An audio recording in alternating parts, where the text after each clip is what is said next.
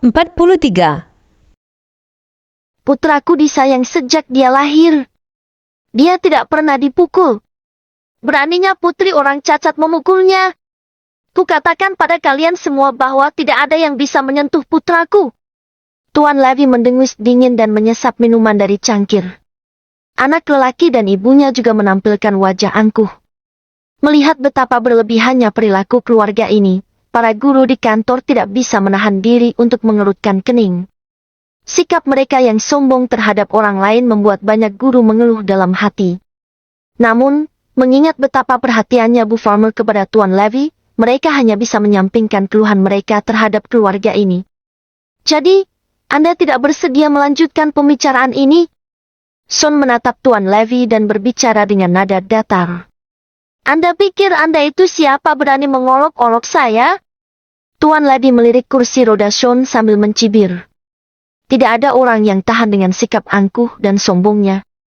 Baiklah, kalau begitu. Son mengangguk ringan. Tidak ada yang perlu dibicarakan lagi. Setelah Son selesai berbicara, dia mengulurkan tangan dengan perlahan dan lembut, lalu menarik Tina ke hadapannya. Katakan padaku, Tina. Siapa yang memulai pertengkaran ini? Kamu atau anak lelaki itu?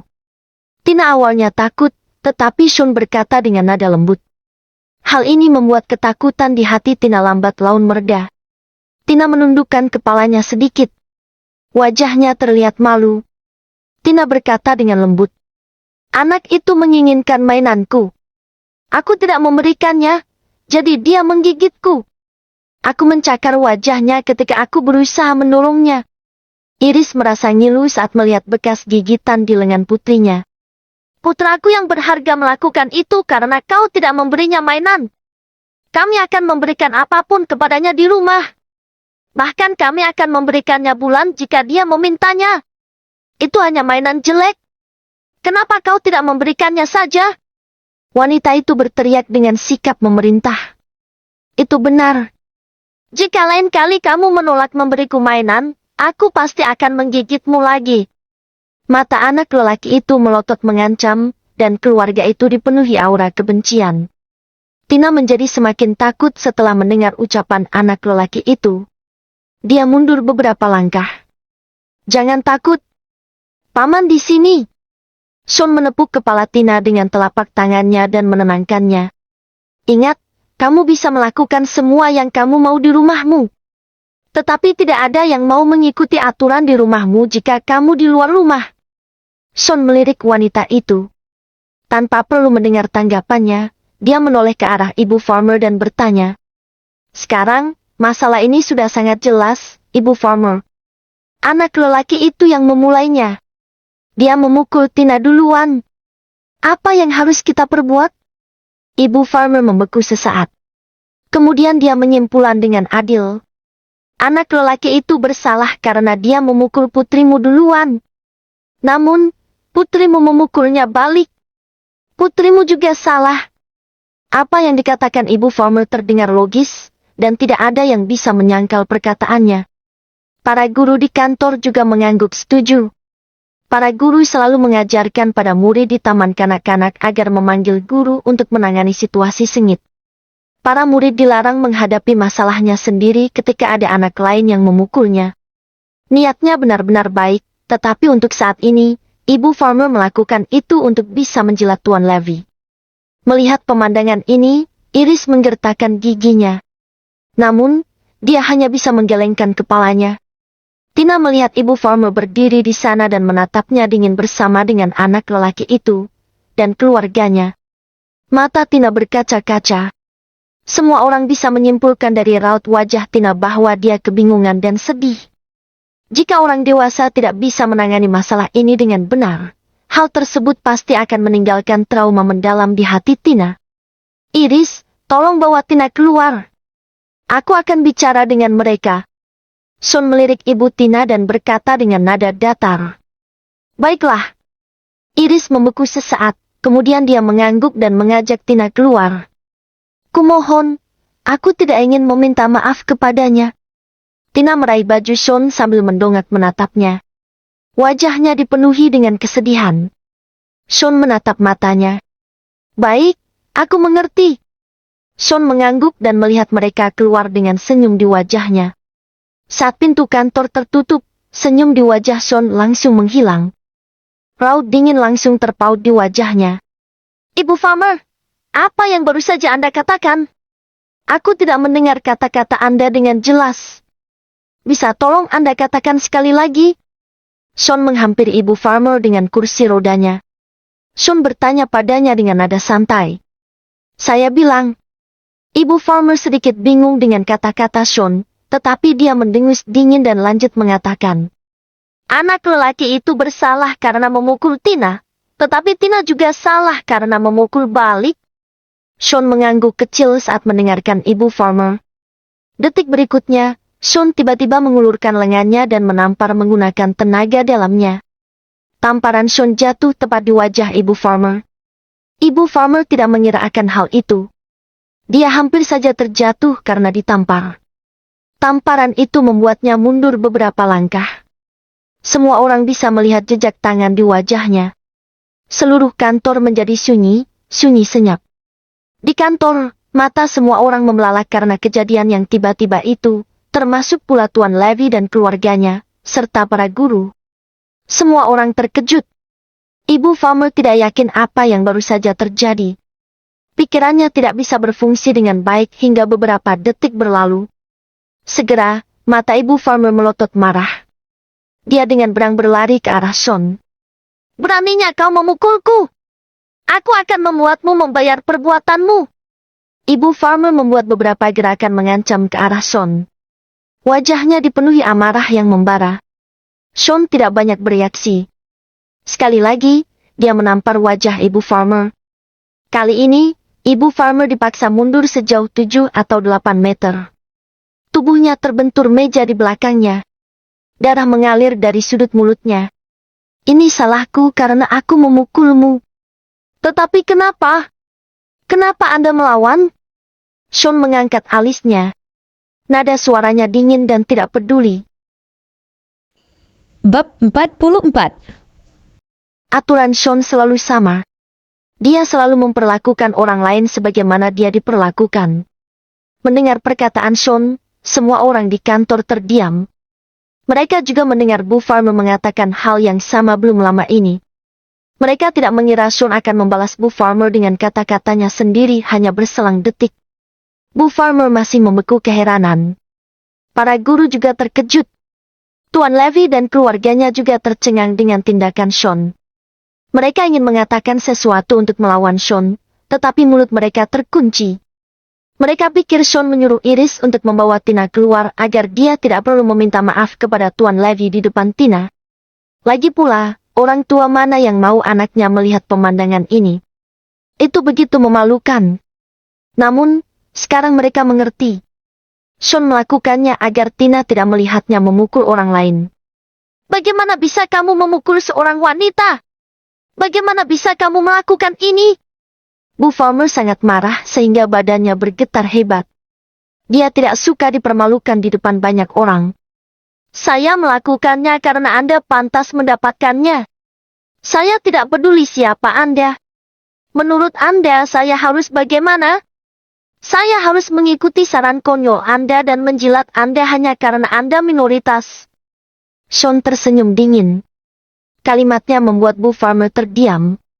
Anda harus berlaku adil, Tuan Levy. Saya tidak pantas ditampar. Setelah Sean menamparnya, Bu Farmer akhirnya mengerti bahwa Sean akan memperlakukannya sama seperti yang lain meskipun dia wanita. Alasan kenapa dia ditampar adalah karena dia menjilat Tuan Levy, jadi wajar saja jika dia meminta bantuan Tuan Levy. Oh, apa-apaan ini? Bagaimana bisa orang tua memukul guru? Pantas saja putrimu kasar sepertimu. Tuan Levy mencibir. Ekspresinya menunjukkan rasa hina. Dia sempat tercengang dengan tindakan Sean. Namun, perbuatan kasar di dunia ini tidak lagi bisa menyelesaikan segalanya. Tuan Levy, bukan? Anakku mencakar wajah putramu. Itu salah putriku. Aku mewakili putriku meminta maaf kepada Anda. Semua orang di kantor heran dengan perubahan sikap Sean. Tadi Sean masih bersikap kasar dan merendahkan. Bagaimana bisa dia tiba-tiba menjadi rendah hati dan setulus ini? Tuan Levy menyipitkan mata. Dia berpikir Sean menyadari kedudukannya, dan karena itulah sikap Sean tiba-tiba berubah. Tuan Levy mendengus dingin. Jika permintaan maaf berhasil, apa gunanya pemerintahan? Dia merasa selangkah lebih maju. Berapa biaya yang Anda inginkan untuk pengobatan? Kami akan membayarnya. Sean duduk di kursi roda. Ekspresi wajahnya sangat tenang. Kau akan membayarnya. Tuan Levy sedikit menyipitkan mata. Jujur saja, dia tidak kekurangan uang. Tetapi uang membuat semua orang menjadi serakah. Kamu harus membayar 280 juta. Tidak kurang sepeser pun. Kantor menjadi riuh karena suara bisik-bisik saat Tuan Levy selesai berbicara. Putranya hanya mengalami goresan kecil dan dia meminta 280 juta rupiah? Untuk itu. Itu jumlah yang terlalu berlebihan. Pada saat yang sama, Bu Farmer dan para guru memandang Sean dengan tatapan iba. Sean sangat merendah saat ini. Matanya tajam ketika dia memukul Bu Farmer, tetapi hal itu tidak terlihat lagi sekarang. Kau hanya pria cacat. Kau hanya tahu cara menindas wanita.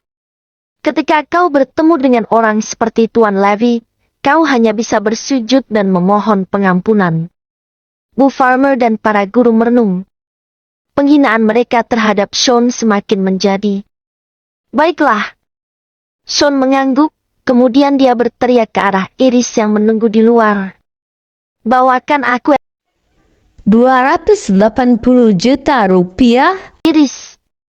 Bagaimanapun, Iris adalah menantu dari keluarga Perkins. Baginya, 280 juta rupiah? Hanyalah jumlah yang kecil. Tidak lama, selembar cek diletakkan tepat di depan Tuan Levy. Namun, Tuan Levy tampaknya tidak terlalu senang. Dia pikir karena Sean cacat, Sean tidak akan mampu membayar uang sebanyak ini. Dia tidak mengira jika jumlah yang dia minta akan begitu mudah terkumpul. Iris menandatanganinya perlahan. Dia tidak menyangka cara Sean menyelesaikan masalah ini adalah dengan menyerahkan 280 juta rupiah kepada Tuan Levy dan keluarganya. Ini sangat memalukan dan rendahan. Tina hanya anak kecil. Matanya memancarkan kebingungan. Dia tidak mengerti mengapa dia harus membayar mereka, walaupun dia tidak melakukan kesalahan. Baiklah. Karena Anda tulus meminta maaf, aku anggap ini selesai, cacat. Lagi pula, derajat kita berbeda. Tuan Levy mengambil cek itu dan berdiri dengan ekspresi sombong. Wanita itu meraih tangan putranya dan mencibir. Ayo pergi, sayang. Kau bisa membeli apapun yang kau inginkan dengan 280 juta rupiah yang kita dapat hari ini. Itu uang sakumu sekarang.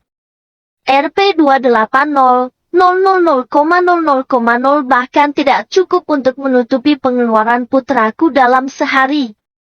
Kami tidak akan memaafkan Anda semudah ini jika Anda tidak lumpuh. Keluarga ini berkata berlebihan seolah-olah mereka baru saja beramal untuk Sean. Tina cemberut. Matanya memancarkan kekecewaan. Para guru dan Bu Farmer bahkan memperlihatkan raut wajah penghinaan dan meremehkan kepada Sean. Ketika keluarga Levy berjalan menuju pintu kantor, mereka mendengar suara tenang Sean. Apa aku menyuruh Anda pergi? Sean bicara perlahan. Wajahnya tanpa ekspresi. Anda ingin permintaan maaf. Kami sudah melakukannya. Kami juga sudah menanggung biaya pengobatan Anda. Sekarang, bisa kita mulai bicara tentang cedera anakku. Kantor kembali sunyi setelah Sean menyelesaikan kata-katanya. Apa maksudmu? Tuan Levy berbalik. Kebencian terpancar di matanya. Aku bilang, ini belum berakhir. Tidak ada yang boleh keluar dari ruangan ini tanpa seizinku. Sean tampak tidak peduli sekarang. Sikap penyesalannya hilang seketika. Bab 45. Bung, jangan melewati batas. Kota Riverfall sangat besar. Ada banyak orang di kota ini yang tidak bisa kau ajak main-main. Tuan Levy mencibir. Nada suaranya sangat mengancam. Namun, Sean tidak marah saat mendengar ucapan Tuan Levy. Dia tersenyum. Jangan bicara padaku tentang kota Riverfall. Pergilah mengelilingi dunia. Tidak ada seorang pun di bumi yang bisa main-main denganku. Sampah seperti apa kau ini? Sean menggerakkan kursi rodanya dan perlahan mendekati Tuan Levy. Kau! Beraninya kau! Saat ini, firasat buruk tiba-tiba terlintas di benak Tuan Levy. Aku orang yang berakal. Anakku digigit oleh anakmu yang seperti anjing liar. Tidakkah Anda merasa berkewajiban untuk menyelesaikan masalah ini? Tuan Levy mendengus ketika mendengar apa yang dikatakan Sean. Aku ingin tahu. Bagaimana caramu menyelesaikan masalah ini? 280 juta rupiah. Untuk biaya pengobatan. Juga, minta maaf kepada anakku di hadapan seluruh sekolah. Suasana kantor berubah hening dan canggung setelah Sean selesai bicara. Pada akhirnya mereka sadar bahwa apa yang baru saja Sean lakukan hanya untuk membalas. Meskipun Tina masih kecil, dia bisa mengerti Sean mendukungnya. Matanya kembali memancarkan harapan. Haha, apa kau sedang bergurau? Tuan Levy tertawa terbahak-bahak seolah baru saja mendengar lelucon lucu. Tiba-tiba ada yang membuka pintu kantor. Kemudian, 5 pria bertubuh tegap bersetelan jas dan kacamata hitam masuk. Kelima pengawal itu berwajah sangar. Mereka semua sangat tegap dan kuat. Bisa dilihat bahwa mereka bukanlah orang yang mudah ditaklukkan. Seketika Bu Farmer dan para guru mundur selangkah dari orang-orang ini. Kelima pengawal itu menghampiri Tuan Levy dan berdiri diam di belakangnya. Sekarang, tolong katakan kepadaku. Bagaimana caramu menyelesaikan masalah ini? Tuan Levy bertanya kepada Sean dengan raut wajah menghina. Apa kau masih berani meminta 280 juta rupiah. Kepadaku untuk biaya pengobatan?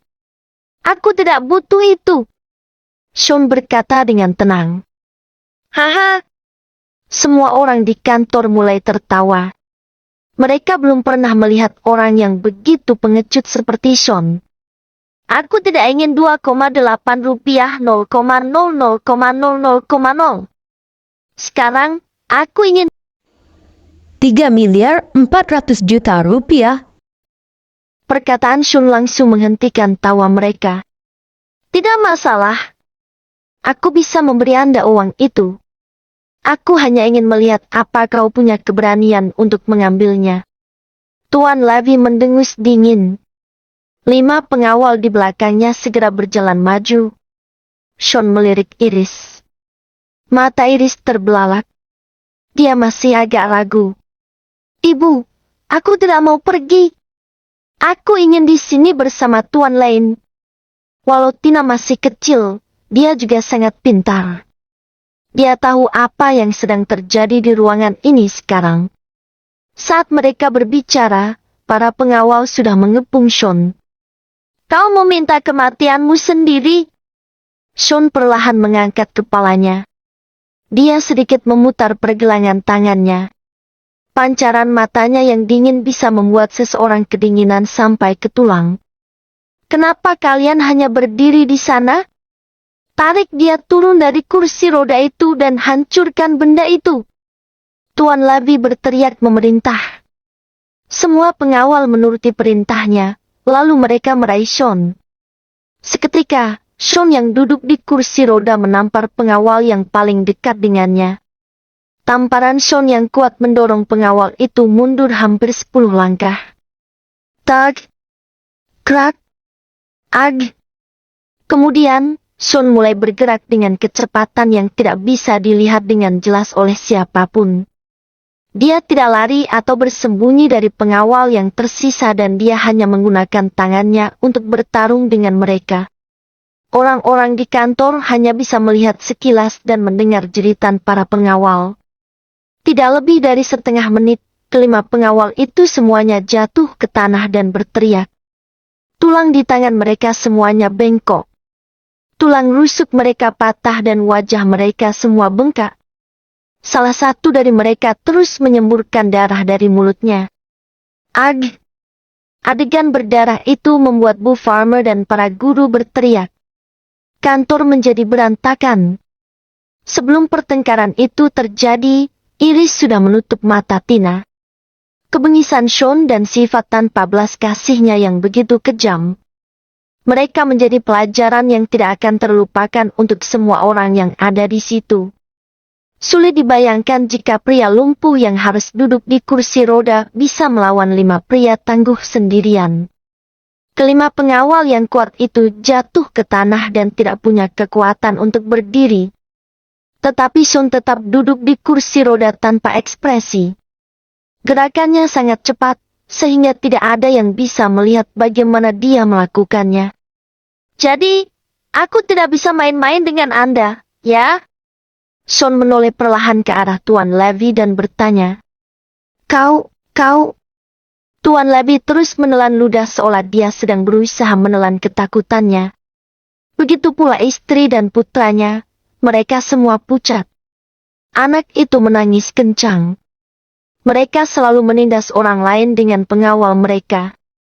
Mereka memiliki uang dan kekuatan untuk melakukan apapun yang mereka inginkan. Tapi hari ini, tindakan tidak bermoral mereka akhirnya berakhir. 3.400.000.000 rupiah. Aku ingin Anda menandatangani cek itu, tidak kurang sepeser pun. Lalu, berikan cek itu pada Tinaku. Sean berkata dengan tenang. Dia tidak sedang bernegosiasi.